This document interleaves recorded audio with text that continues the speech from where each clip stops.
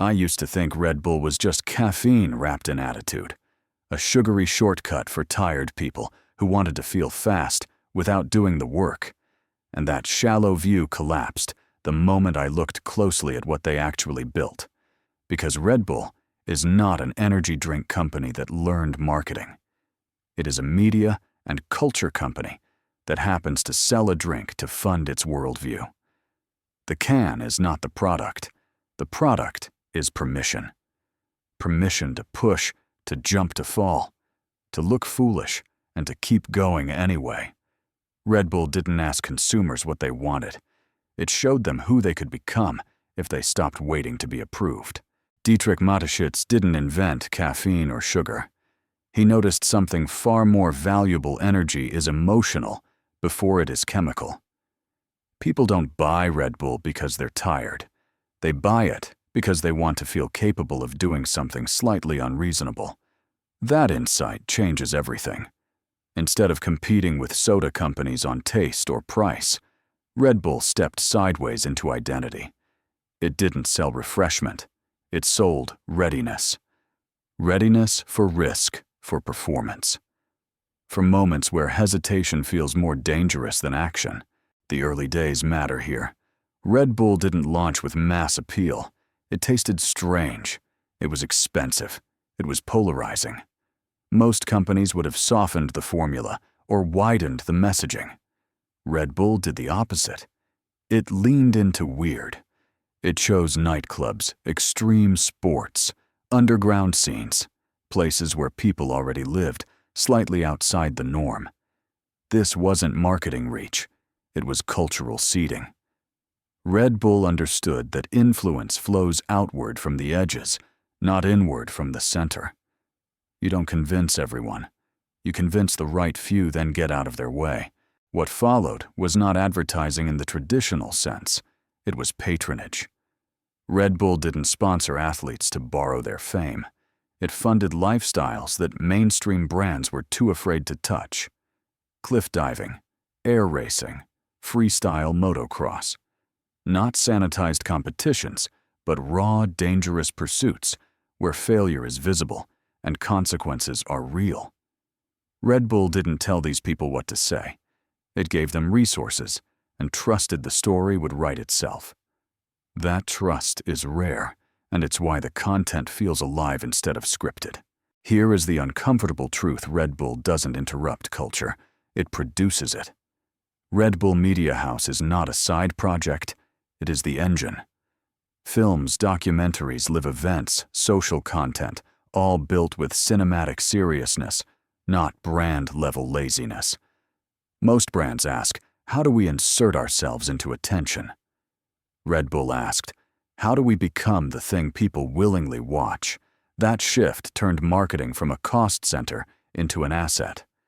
Attention wasn't rented, it was owned. The famous slogan, Red Bull gives you wings, is often misunderstood as playful exaggeration. It's not.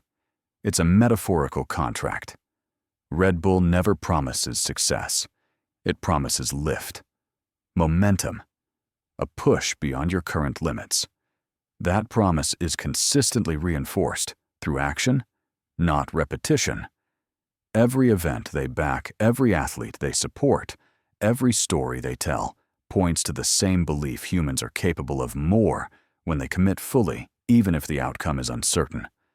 That belief is intoxicating, especially in a world that quietly teaches risk aversion.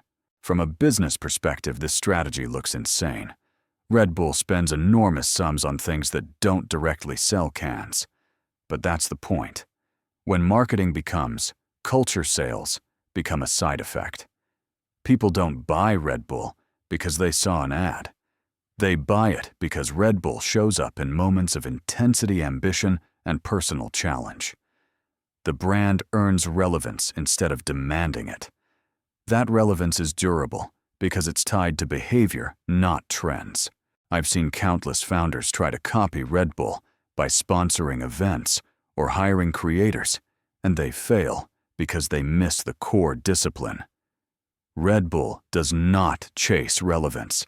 It commits to a worldview and then funds it relentlessly for decades. Consistency is the genius. The message never wobbles. Push limits. Embrace risk. Move faster than doubt. That clarity allows the brand to stretch across sports music, gaming, and beyond without losing coherence. The can stays the same because the belief stays the same. But power like this comes with consequences. When you align your brand with danger, rebellion, and edge, you inherit the risks that come with them. Accidents happen. Criticism follows. Questions are asked about responsibility and influence. Red Bull doesn't escape those questions. It absorbs them. It understands that if you want to own the frontier, you don't get to complain about the weather. This is the cost of authenticity at scale, and this is where the story sharpens, because the real genius of Red Bull's marketing machine is not creativity, but courage. The courage to build a brand that doesn't beg for mass approval and doesn't apologize for who it speaks to. And as that courage compounds over time, it turns a simple drink into a global symbol of ambition and risk and identity.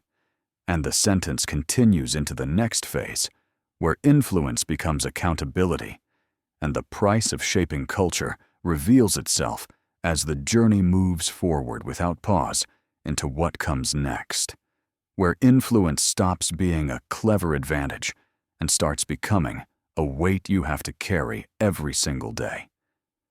Because once Red Bull embedded itself into the language of risk, ambition, and pushing limits, it could no longer pretend it was just telling exciting stories. It was now shaping behavior. And when you shape behavior at scale, every success comes with a shadow. Every jump, every race, every stunt that inspires millions also raises the question nobody in marketing likes to answer out loud. Where does inspiration end and responsibility begin? Red Bull never hid from that tension. It didn't sanitize its image to look safer, and it didn't retreat when critics pointed at accidents or asked whether a brand should be so closely associated with danger.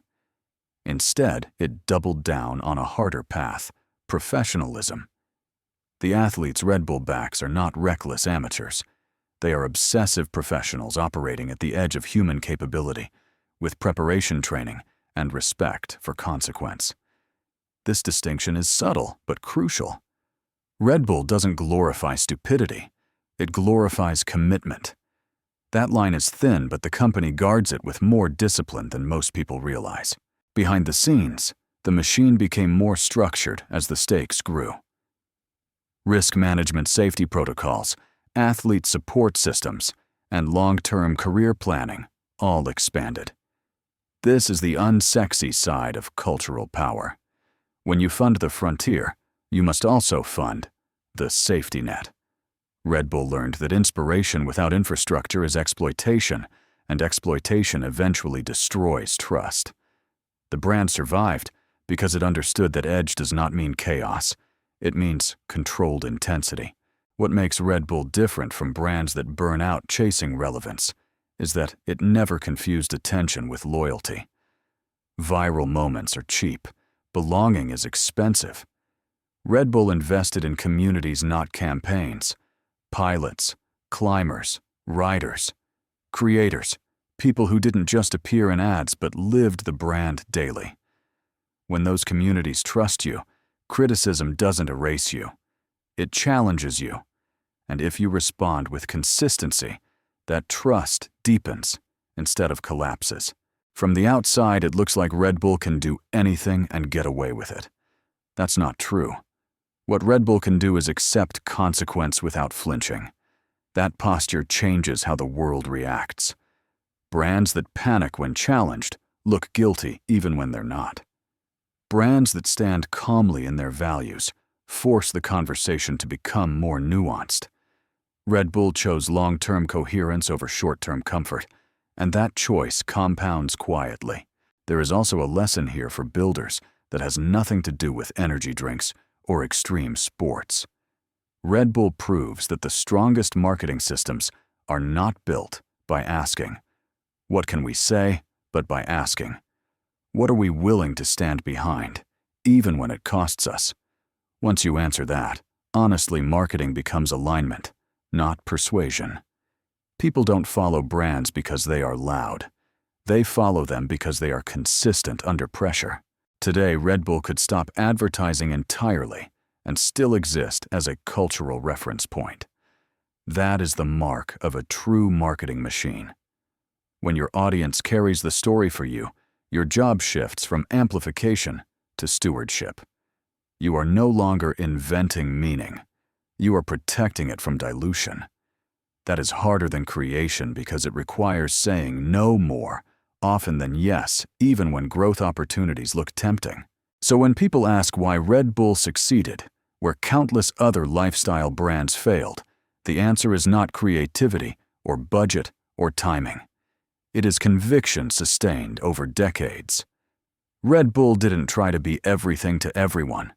It chose a narrow, demanding worldview and funded it until the world learned to recognize itself inside that mirror.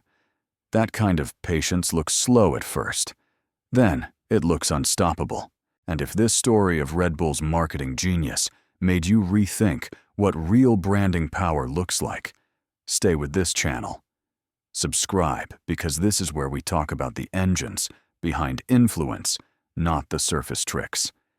And leave a comment sharing what part of Red Bull's journey challenged your thinking, because the brands that move us most often reveal something uncomfortable about our own appetite for risk, effort, and commitment.